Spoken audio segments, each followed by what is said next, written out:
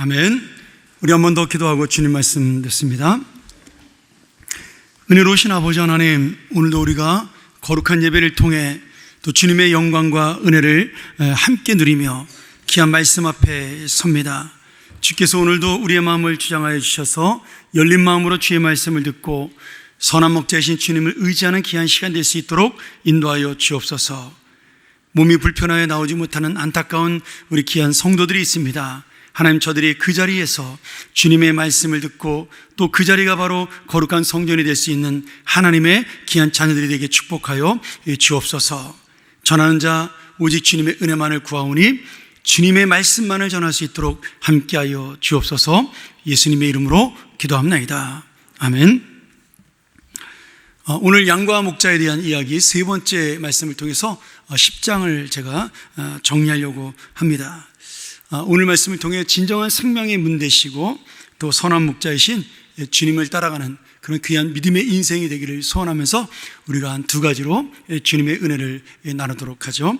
이 첫 번째는 우리가 진정한 양의 문이 되시고 선한 목자가 되신 우리 주 예수님이 누구이신지를 알아야 합니다. 지금 10장의 논쟁의 주제는 뭐냐면 예수님이 도대체 누구냐, 그 싸움이었어요. 그런데 예수를 믿는 사람이 있는가 하면 예수를 배척하는 이 바리새인들, 심지어 예수님을 돌로 쳐서 주류하던 사람으로 나눠지게 되는 거죠. 그런데 주님께서 그런 배척하는 자와 또 주님을 따르는 자들 향해서 주님이 이렇게 말씀하시죠. 10장 28절에 내가 그들에게 영생을 주노니 영원히 멸망하지 아니할 것이요 또 그들을 내 손에서 빼앗을 자가 없다. 주님을 믿기만 하면 주님의 영생이 그들에게 있다라는 말씀입니다. 그런데 이 말씀 속에도 믿는 자와 믿지 않는 자가 갈라지게 되는 것이죠. 요한복음에는 다른 성경에는 나오지 않는 이스라엘의 독특한 두 가지의 절기를 우리에게 말씀해 줍니다. 요한복음 5장에 보면 불임절이라는, 제비 뽑기라는 뜻을 가진 불임절이라는 절기가 나옵니다. 이거는 나중에 구약의 에스더서, 성경 에스더서를 읽으면 자세하게 나오니까 한번 보시면 좋을 것 같아요. 이스라엘 백성이 하만의 손, 아말렉인 하만의 손에서 구원받은 그날, 그때 이스라엘 백성이 포로되었을 때 멸망당할 뻔했던 위기에서 벗어나서 하나님의 은혜에 감사하는 절기를 지켜야 되는 그 절기를 불임절이다, 이렇게 말씀하고 있고요. 이제 구약에는 없는 절기인 거죠. 왜냐하면 이스라엘이 멸망한 다음에 생겨난 절기니까요. 그리고 오늘 그것이 요한복음 5장의 명절이라는 단어로 나오고, 오늘 10장, 8장, 9장, 10장에 보면 수전절이라는 단어가 나옵니다. 이 수전절의 뜻은 뭐냐 하면 닦을 숫자에다가 그 성전할 때 그 전을 써서 성전을 깨끗게 하는 절기다, 이런 뜻입니다.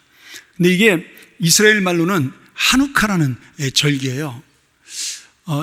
공교롭게도 지난 12월 7일서부터 다음 주 목요일까지가 8일간의 하누키 절기입니다. 이게 참 우연히 이렇게 맞게 된 이것도 하나님의 은혜죠. 지금 이스라엘은 그래서 지금 8일 동안 이 하누카라는 수전절을 지키는 기간이에요. 그래서 다른 말로는 이거를 유대인의 크리스마스다, 이렇게 부릅니다. 왜냐하면 12월 달에 있는 절기이기 때문에요. 근데 이 수전절은 우리가 잘 모르는 절기죠. 왜냐하면 구약 성경에도 안 나오고 신약 성경에도 딱 여기에만 나옵니다. 왜냐하면 이 절기가 생긴 그 배경이 성경에 없는 시대이기 때문에 그렇습니다. 우리가 성경을 구약의 창세기부터 말라기까지, 그 다음에 딱 끊어져서 400년간의 그 기간이 있습니다. 그걸 우리가 신구약 중간기라고 부르는데요. 그 역사가 성경에 없습니다. 그리고 예수님이 탄생한 마태복음서부터 계시록까지 그 사이에 신구약 중간기 시대에 일어난 역사의 배경을 갖고 있기 때문에 우리가 잘 모르는 거죠. 그래서 우리 성경에는 나오지 않지만 공동번역과 함께 합본으로 붙어있는 외경에 보면 마카비서의 이 수전절에 대한 이야기가 설명이 되어 있습니다. 제가 잠깐 여러분에게 재밌는 이야기니까 좀 설명을 드리도록 하죠. 우리가 잘 알지만 그 신구약 중간사 기간 동안에 알렉산더 대왕이라는 위대한 영웅이 등장을 하죠. 사실은 정복자인데 그 사람이 페르시아를 물리치고 고대 그 이집트와 중동 지방을 완전히 정복을 하게 됩니다. 아시아를 제외한 유럽을 제패하게 되죠. 근데 이 알렉산더 대왕이 33살의 나이로 풍토병에 걸려서 요절을 하게 됩니다. 뭐 원숭이에게 기르던 원숭이에게 물려서 죽었다, 뭐 이런 설이 있는데, 어쨌든 간에 알렉산더가 갑자기 죽는 바람에 이 거대한 제국이 3등분이 돼서 알렉산더의 부하들에 의해서 나눠지게 돼요. 뭐 나중에 자세한 설명은 또 여러분들이 역사를 좀 보시고요. 어쨌든 간에 그래서 이스라엘은 이제 그 페르시아의 지배에서 알렉산더의 지배를 받다가 3등분된 나라 중에 하나였던 시리아의 안티오코스 에피파네스라는 왕에게 지배를 받게 됩니다. 처음에는 이집트 쪽에 지배를 받다가 또 이 안티오코스에게 나라를 빼앗기게 되죠. 그렇게 식민지 생활을 오래 하고 있는데, 이 안티오코스 에피파네스 왕이 굉장히 악한 왕이었습니다. 페르시아 왕은 이스라엘 사람들의 전통과 그리고 모든 종교를 인정을 해줬어요. 그렇기 때문에 이스라엘 사람들이 노예 생활, 다시 말하면 포로 생활을 하면서도 큰 문제가 없었습니다. 그런데 이 이스라엘 백성들이 다시 이 시리아의 지배를 받게 되었을 때 안티오코스는 헬라 문화를 신봉하는 자로 이 유대 문화와 유대 종교를 완전히 말살하는 정책을 썼습니다. 그래서 예루살렘 성전에 이 안티오코스 에피파네스가 부하들이 이끌고 와서 성전에 있는 모든 기물들을 치우고 거기에 제우스 신상을 세워요. 그리고 돼지로, 유대인들이 가장 부정하다고 생각하는 짐승인 돼지로 제사를 지내고 돼지 피를 성전에 뿌리는 그러한 만행을 저지릅니다. 그리고 그 이후로 이 안티오코스 에피파네스에 반대하는 유대인들을 8만 명을 죽이는 대학살을 벌이게 되죠. 그래서 이에 이제 이스라엘 사람들이 들고 일어나서 독립운동을 일으키게 돼요. 그게 마카비 전쟁입니다. 유명한 마카비 가문에서 마카비 요나단이라는 사람이 등장을 해서 우리나라로 말하면 김자진 장군 같은 분이 등장을 한 거죠. 그래서 유대인들을 이끌고 이 시리아와 오랫동안 독립전쟁을 벌이게 됩니다. 그러다가 BC 164년에 12월 달에 예루살렘 성전을 이 독립군들이 탈환을 하게 돼요. 그리고 이스라엘이 해방을 맞이하게 됩니다. 그런데 이 성전을 이제 다시 깨끗게 했기 때문에 이 절기 이름이 수전절이 된 겁니다. 다른 말로 말하면 다시 성전을 주님께 드린다는 뜻으로 성전봉헌절이다, 이렇게 부르기도 해요. 이스라엘 백성들이 이 축제의 별명을 빛의 축제다 이렇게 부릅니다. 그 이유가 있어요. 이들이 예루살렘 그 성전을 다시 탈환했을 때 원래 예루살렘 성전에는 360을 뭘 켜놔야 되죠? 금 등대, 촛대에다가 불을 켜놔야 됩니다. 근데 그 불을 켜려고 이렇게 보니까 기름이 없는 거예요. 그 기름은 아무 기름이나 쓰면 안 되고 사용되지 않은 정결한 기름을 써야 되는데, 그때 예루살렘 성전에 남아있던 쓰지 않은 정결한 기름이 딱 하루치밖에 없었습니다. 그리고 이 정결한 기름을 만들기 위해서는 약 8일간의 시간이 필요했던 거예요. 근데 놀랍게도 그 제사장들이 거기 성전에 그 하루치 남은 기름으로 불을 붙였을 때 하나님의 역사가 일어나서 8일 동안 그 등잔에 불이 꺼지지 않게 됩니다. 그러면서 하나님께서 기뻐하시는 역사가 일어났다고 생각을 해서 그때부터 이 절기를 우리나라 광복절처럼 하누카, 빛의 절기인 성전 봉헌절로 이스라엘 백성이 지키게 됩니다. 굉장히 화려하게 지켜요. 제가 우리 사진 한번 볼까요? 지난주에 그 미국 그 기사를 좀 봤더니 저렇게 하누카 축제를 벌이는, 저게 지난주에 있었던 장면, 하누카 축제를 벌이는 그런 내용이고, 저게 그 등대, 금 등대가, 저걸 등대라고 부르죠. 그 금 촛대가 불이 켜진 걸 상징해서 8개의 촛대에다가 하루에 하나씩 이렇게 불을 켜서 마지막 날 8개의 촛불에다 불을 붙이는 행사를 하면서 이 행사가 끝나게 됩니다. 그러니까 이스라엘에게는 이것이 우리나라의 광복절과도 같은 그러한 날이 되는 거죠. 이 역사 때문에 이 마카비 가문은 이스라엘 백성들의 존경을 받고 왕에 오르게 됩니다. 그것을 이제 구약 역사에서 우리가 하스모니안 왕가다 이렇게 부르죠. 성경에는 나오지 않습니다. 그런데 이 하스모니안 왕가는 안타깝게도 100년밖에 유지하지 못하고 다시 로마에게 정복을 당하면서 예수님이 탄생하게 되고 헤로당과 예수님의 시대가 시작이 되게 됩니다. 나중에 제가 평안아카데미에서 한번 이 신구약 중간사를 강의하려고 하는데 제가 굉장히 역사를 좋아하기 때문에 또 좋은 시간이 될 것 같아요. 나중에 그때 한번 자세히 신청해서 들으시고요. 이렇게 수전절 축제를 이스라엘 백성들이 신약에 들어와서 그 광복절처럼 지키게 8일 동안 했는데 그때가 겨울이었어요.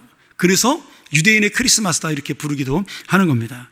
근데 예수님께서 지금 성전에서 그 날 때부터 소경된 자를 고치시고, 우리가 이제 몇 달 전에 벌써 잊어버리셨겠지만 성전에서 이제 유대인들하고 논쟁을, 바리새인들하고 막 논쟁을 하는 그런 때 아닙니까? 근데 이제 날씨가 추우니까, 그리고 이 바리새인들이 예수님을 성전에 못 들어가게 막았어요. 그래서 예수님이 할 수 없이 찬바람을 피하기 위해서 이방인의 들, 성전 한번 볼까요? 사진으로. 그 성전 오른쪽에 보면 그 지붕 꼭대기에 기둥 같은 게 보이지 않습니까? 그걸 우리가 주랑이라 그러지 않아요? 그 기둥을. 그 사이에 공간이 이렇게 있습니다. 사람들이 서서 기다릴 수 있고 앉아서 기다릴 수 있는 그 공간을 솔로몬의 행각이라고 불렀어요. 이 솔로몬의 성전을 세울 때 예루살렘 성전에 저걸 세웠기 때문에 그때부터 솔로몬의 행각이라고 부른 겁니다. 이걸 헤롯 대왕이 이 성전을 복원하면서 이제 다시 세우게 된 것이죠.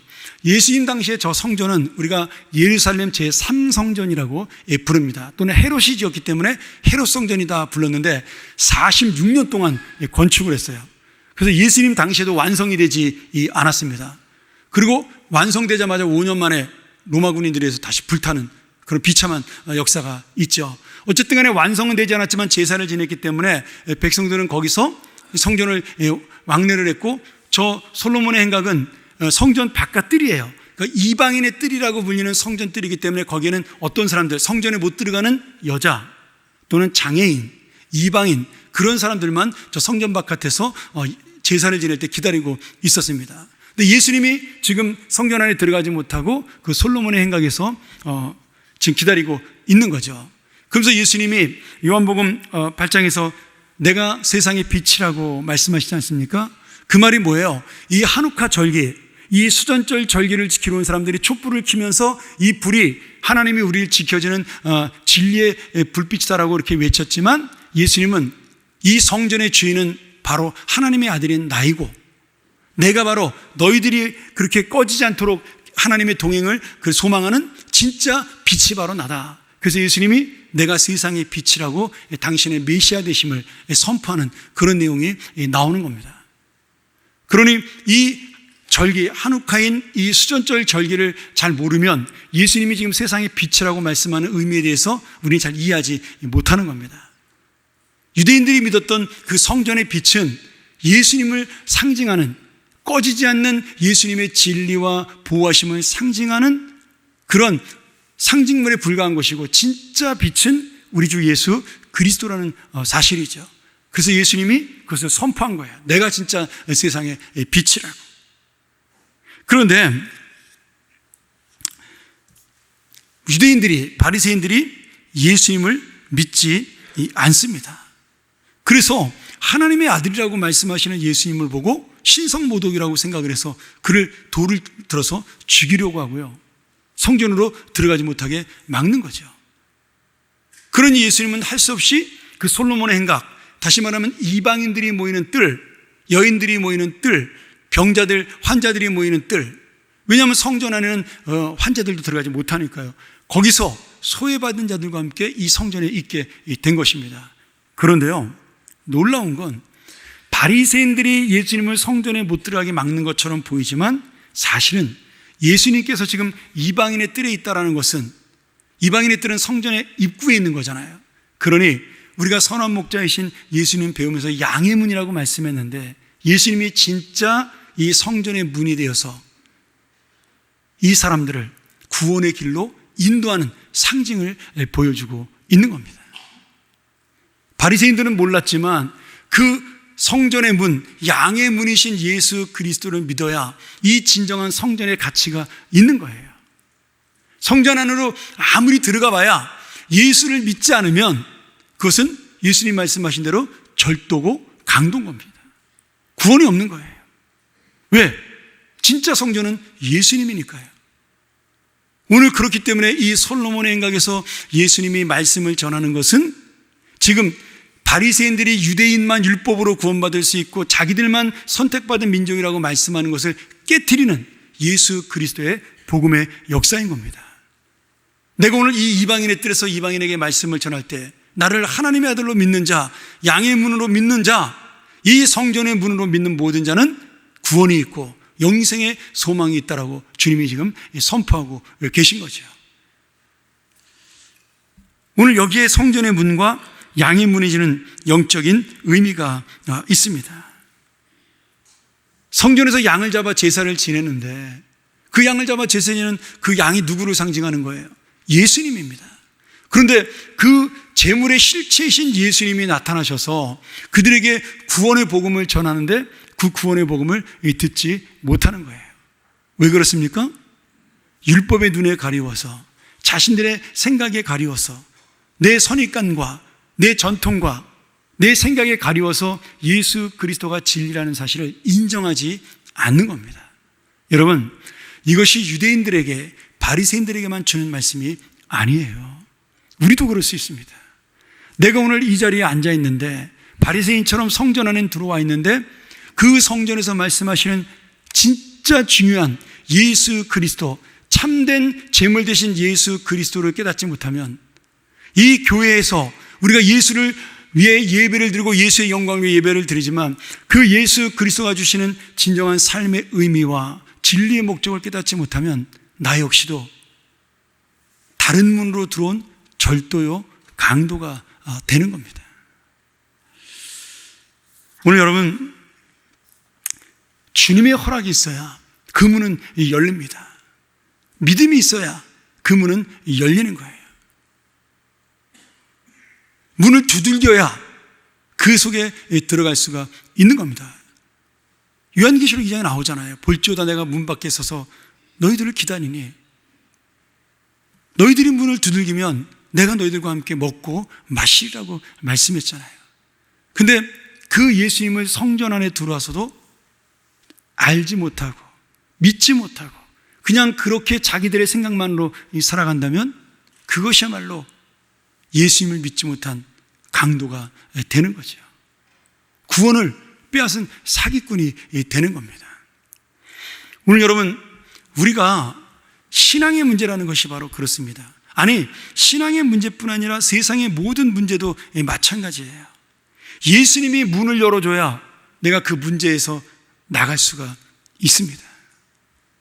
예수님이 문을 열어줘야 그 문제를 해결하고 내가 평화의 집으로, 위로의 집으로 들어갈 수가 있는 겁니다.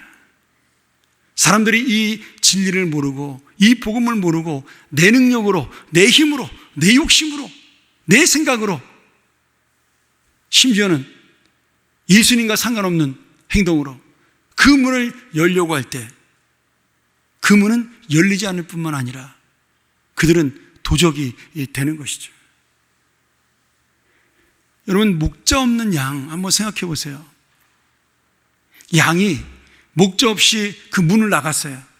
자기 마음대로 갑니다. 얼마나 자유스러워요. 야, 신난다. 이제 목자가 나를 구속하지도 않고 나는 이제 내 마음대로 원하는 곳에서 뛰어놀리라. 그리고 양이 나갔어요. 여러분, 양은 눈이 나빠요. 어디로 갈까요? 독초가 있는 곳으로 가는 거죠. 왜? 푸른 초장이 어디 있는지 모르니까. 자기는 맑은 시냇물가로 간다 그러는데 거의 구정물로 가는 것이죠. 그렇게 방황하다가 결국 어떻게 돼요? 계곡으로 들어가면 그 속에 숨어있던 이리와 늑대에게 아니면 사자에게, 곰에게 잡아먹힐 수밖에 없게 됩니다. 그게 양의 문 대신 예수 그리스도를 통과하지 않고 자기 마음대로 나가 사는 그러한 목자 없는 양의 결과요, 주님이 없는 인생의 마지막 모습입니다.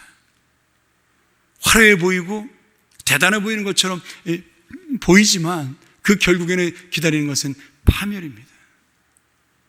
그러기에 오늘 우리가 진정한 생명의 문이신 예수님에게로 들어가며 목자이신 예수님의 인도를 받는 내 생각과 내 가치와 내 능력이 아니라 오직 주님 앞에 모든 것을 맡길 수 있는 믿음의 사람으로, 그래서 진정한 생명의 문이 열리는 역사를 만나는 우리 주님의 자녀들이 되기를 간절히 축원합니다. 두 번째로 선한 목자이신 예수님은 당신이 앞장서서 좋은 길로 우리를 인도해 주십니다. 4절에 자기 양을 다 내놓은 후에 앞서가면 양들이 그의 음성을 아는 고로 따라오되. 지금 여기서 중요한 말씀이 뭐예요? 앞서가면. 저도 몰랐는데 이 말씀을 준비하면서 제가 그 책을보다 깨닫게 되었어요. 여러분, 양치기하고 돼지치기하고 다르다 그래요. 똑같이 막대기를 들고 양도 치고 돼지도 치는데, 돼지치기는요, 돼지를 앞장서서 인도하는 것이 아니라 뒤에서 돼지들을 인도한다 그래요. 그래서 돼지들을 뒤에서 이렇게 따라가다가 돼지가 잘못해서 왼쪽으로 가면 왼쪽 엉덩이를 때려가지고 바로 가게 하고, 오른쪽으로 잘못 가면 오른쪽 엉덩이를 때려서 바로 가게 하고, 뒤에서 돼지들을 때린다 그래요. 근데 양을 치는 목자는 반대예요. 반드시 자신이 앞장서야 양이 따라간다 그럽니다. 만약 목자가 가지 않고 양만 보내려고 막대기로 양을 두들기면요, 양은 그 자리에 그냥 엎드려 버린대요. 움직이지 않고. 아마도 눈이 나쁘니까 목자를 따라가지 않으면 죽는다는 것을 알기 때문에 그렇겠죠. 그래서 반드시 어떤 목자든지 양을 키우는 목자는 앞장설 수밖에 없는, 먼저 길을 갈 수밖에 없는 목자가 될 수밖에 없다라는 거죠.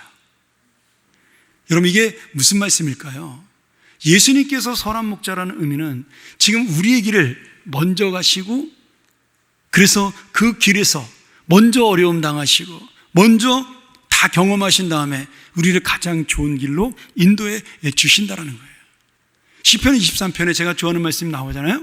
사망의 음침한 골짜기로 다닐지라도 해를 두려워하지 않을 것은 주께서 나와 함께 하심이라. 그 3절 말씀의 귀한 은혜가 뭐예요? 지금 목자가 양들을 데리고 사망의 음침한 골짜기로 가는데, 그 음침한 골짜기를 제일 먼저 지나가는 사람이 누구라는 거예요? 목자라는 겁니다. 그래서 목자가 이미 떨어져야 될 그 계곡의 절벽, 그리고 힘든 길, 그 모든 것들을 먼저 경험하고 양들은 그런 길로 가지 않도록 인도하신다는 거예요. 그렇기 때문에 양들은 그 해로움을 두려워하지 않을 수 있다는 거죠. 그리고 결국 그 목자를 따라가다 보면 그 앞에 뭐가 있어요? 푸른 초장과 쉴만한 물가가 기다리고 있는 겁니다. 오늘 여러분, 이 의미가 뭘까요? 예수님께서 우리 대신 죽임을 당하셨어요. 십자가의 고난, 내가 죽어야 될, 내가 짊어져야 될 그 죽음의 고통과 십자가를 예수님이 대신 지셨어요. 먼저. 물론 그리고 난 다음에 예수님이 자기 십자가를 지고 예수님을 쫓으라고 우리에게도 말씀하셨죠. 그런데 예수님이 먼저 그 십자가를 지셨기 때문에 우리는 그 예수님에게 십자가를 지는 법을 배워서 그 십자가가 힘들지 않도록 인도해 주시는 겁니다. 그게 뭐냐면 마태복음 11장 28절에 수고하고 무거운 짐진 자들아 다 내게로 오라. 내가 너희를 쉬게 하리라. 나는 마음이 온유하고 겸손하니 나의 멍에를 메고 내게 배우라. 이렇게 말씀하시잖아요. 여러분, 멍에를 메고 배운다라는 것은 멍에를 없애준다라는 의미가 아니라, 예수님이 우리를 사랑하는 마음으로 멍에를 질 때 그 멍에가 무거움에도 불구하고 우리를 사랑하는 마음 때문에 가볍게 여기는 것처럼 우리에게도 그런 마음을 주셔서 우리 인생의 수고하고 무거운 짐이 죽을 고생이 아니라 하나님이 주는 보람의 의미로 바꿔주신다는 그 뜻이 되는 겁니다. 제가 어릴 때 우리 아이들 키울 때, 지금은 그 부모들이, 젊은 부모들 보니까 이 아이 안고 가는 그게 무슨 뭐 이상하게 좀 생겼던데 굉장히 편하게 돼 있더라고요. 근데 저희 때는 그 아이를, 그것도 좋은 거였죠. 아이를 메고 낳는 것이 어깨가 한 10분만 메고 나면 어깨가 막 빠질 것처럼 아픕니다. 근데 힘들어도 어떤 부모도 그 아이를 아는 그 매는 그것을 버리지 않아요. 아이를 놔두고 가지 않습니다. 무거워도 갑니다. 제가 예전에 우리 딸아이, 아들 아이가 없을 때 딸아이 데리고 지리산에 노고단을 제가 간 적이 있습니다. 얘가 처음에 잘 따라오더니 나중에 한 10분쯤 갔더니 아빠 다리 아파 안 가 막 그러면서 떼를 부리는 거예요. 제가 어떻게 했겠어요? 끝까지 안고 갔습니다. 그리고 저 그날 저녁 때 호텔에 와가지고 죽을 뻔했어요. 아파가지고 온몸이 그냥 멍든 것처럼 아프더라고요. 근데 새근새근 편하게 자는 모습 보고 있으니까 너무 예쁜 거예요. 여러분, 그게 주님이 주시는 수고하고 무거운 짐이에요. 목자가 먼저 앞서가는 사망의 음침한 골짜기입니다. 근데 우리가 그 예수님의 십자가로 끝나지 않잖아요. 예수님이 또 뭘 경험하셨어요? 부활의 영광을 경험하셨어요. 그러니까 내가 앞장서서 고난도 당하고 내가 앞서서 이 영광을 맛보니까 너희들 걱정하지 마. 이 문제와 고통의 끝에는 내가 만난 영광이 있고 내가 만난 부활이 있어. 그러니 나를 따라오기만 하면 된다. 그 말씀이 오늘 먼저 앞장서 가시는 예수님이에요. 사랑하는 여러분, 이렇게 주님이 우리와 함께 가시기 때문에, 우리보다 먼저 가서 그 길을 보여주시기 때문에 내가 가는 인생의 길은, 내가 살아가는 이 하루하루는 혼자 가는 길도 아니고 외로운 인생길도 아닙니다. 어떨 때는 너무 힘들어서 주저앉고 싶을 때도 있지만, 그러면 어떻게 하실까요? 그때는 주님이 우리를 안고 가고 업고 가며 주님의 길을 함께 걸어가 주시는 겁니다. 오늘 그것이 바로 앞장서 가시는 목자예요. 양이 결국은 힘들어서 못 가게 되면 그 어린 양을 목자는 안고 가는 겁니다. 그러기에 내가 너희를 빼앗기지 않겠다라고 약속을 하셨어요. 내 품에 안은 이 양을 나는 절대로 놓지 않겠다라고 약속을 하신 거예요. 이 예수님의 인도하심이 바로 생명을 주는 성전의 문이고 양을 지키는 양의 문입니다. 그리고 우리가 그 문으로 들어갈 때, 그 예수 그리스도의 그 구원의 문으로 들어가는 그 순간에 그 길은 생명으로 인도하는 길이 되고 문이 되고 우리를 축복으로 이끄는 인생이 되고 풍성한 삶으로 나아가는 우리의 모든 삶이 될 줄로 믿습니다. 여러분, 힘들고 어려우셔요? 이 주님이 여러분을 안고 가신 것을 믿고 오늘 다시 한번 용기를 얻는 귀한 삶이 되기를 축원합니다. 말씀을 정리하죠. 제가 좋아하는 책 중에 직접 목동 생활을 오래 하신 그 필립 켈러라는 목사님이 쓰신 양가 목자라는 책이 있습니다. 나중에 한번 꼭 읽어보셔요. 30년 동안 베스트셀러니까 저도 정말 여러 번 읽었는데, 예전에 제가 한번 특별 새벽기도회 때 10편, 23편을 강의하면서 이 말씀을 한번 드린 적이 있습니다. 이 필립 켈러 목사님의 이 양가 목자 책 중에 제가 은혜 받은 그런 말씀이 있는데, 양이 두 발을 딛고 땅에 이렇게 서 있다가, 두 발이 네 발이겠죠? 네 발을 딛고 땅에 서 있다가 털이 너무 무거우면 중심을 못 잡고 넘어진다 그래요. 그럼 옆으로 넘어졌는데 이 땅에 자기 혼자 양이 막 이 땅에서 일어나려고 막 애를 쓰다가 어떻게 되냐면 털의 무게를 못 이기고 확 뒤집어져 가지고 이 네 발을 이 하늘로 올리고 하늘을 바라본다 그래요. 그러면 양이 막 죽겠다고 소리를 지릅니다. 왜냐하면 양은 걸어다니지 않고 눕는 그 순간에 이 뱃속에 있는 가스가 꽉 차서 나중에 결국 혈액순환이 안 돼서 죽게 돼요. 그러니 자기가 죽는다는 사실을 아니까 목자를 부르려고 막 죽는 소리로 양이 음매거리면 목자가 그것을 발견할 때 양은 살아날 수가 있는 거죠. 그래서 목자는 그 양을 발견하면 빨리 일으켜서 바로 세우고 안고 그 양은 전신을 마사지해줘서 혈액순환이 될 수 있도록 그렇게 도와준다 그래요. 그런데 제가 이 말씀을 보다가 어떤 내용의 은혜를 받았냐면, 여러분, 양의 털이 무거워서 양이 넘어진다라는 거예요. 여러분, 양 보시면 아시겠지만 우리가 대관용 목장이나 이런 데서 양을 보면 알지만 양은 털이 많을수록 멋있죠. 예, 양은 털이 많을수록 아름답습니다. 근데 털을 깎아놓은 양은요 너무나 볼품이 없어요. 빼쩍 말라가지고 진짜 가죽만 있는 양 보고 있으면 야, 뭐 저렇게 불쌍하게 생겼냐, 이 정도로 양이 볼품이 없어요. 그러니 어떻게 보면 양의 털이라는 것은 뭐 우리도 비싸게 사기도 하지만 그 양의 털이라는 것은 뭐예요? 그 양의 권위고 능력일 수도 있는 겁니다. 근데 자신이 자랑하는 그 양의 털이 양을 넘어뜨려 죽일 수도 있다라는 거죠. 이 말씀의 의미가 뭐예요? 우리의 삶도 마찬가지라는 거예요. 내가 자랑하는 것, 내가 영광스럽게 생각하는 것, 내가 놓치고 싶지 않은 것, 내가 포기하기 싫은 것, 그것을 우리가 놓치지 않다가 죽을까 봐 하나님이 마치 목자가 양의 털을 강제로 깎아버리듯이 우리의 인생에서 그것을 잘라낼 때가 있다라는 거죠. 여러분, 강아지도 그 미용시키고 털 자르면 난리가 납니다. 양은 어떨까요? 그 큰 양은 양의 털을 깎으면 양이 얼마나 난리법석을 떨겠어요. 막 울고 소리를 지르고 발버둥을 치고. 근데 목자는 그 양을 살리기 위해서 그 털을 깎을 수밖에 없는 겁니다. 여러분, 하나님께서 우리에게 불필요한 부분들, 나는 이것이 있어야 산다라고 생각을 하는데, 그런데 이것이 나를 해칠 수 있게 하나님께서 우리의 인생을 깎아내고 잘라낼 때가 있어요. 그러면 우리도 몸부림치죠. 하나님, 왜 나에게서 이것을 뺏어가십니까? 왜 내가 이것을 놓쳐야 되나요? 그러면서 우리가 하나님께 원망하고 불평할 수가 있어요. 요새 우리가 욥기를 가지고 매일 묵상을 매일 성경 가지고 새벽마다 하고 있지만, 욥이 그렇게 믿음이 좋았어도 자녀를 잃고 재산을 다 잃고 병들었을 때 하나님에게, 하나님 왜 이렇게 나한테 하십니까? 라고 질문하지 않습니까? 원망하잖아요. 우리 안에 다 그게 있는 거예요. 우리가 말로는 하나님, 내 모든 것이 다 주님의 것입니다, 다 주님이 주신 거예요 고백은 하지만, 뺏어가는 순간부터 왜 뺏어가요? 이렇게 덤벼드는 것이 우리의 인생이죠.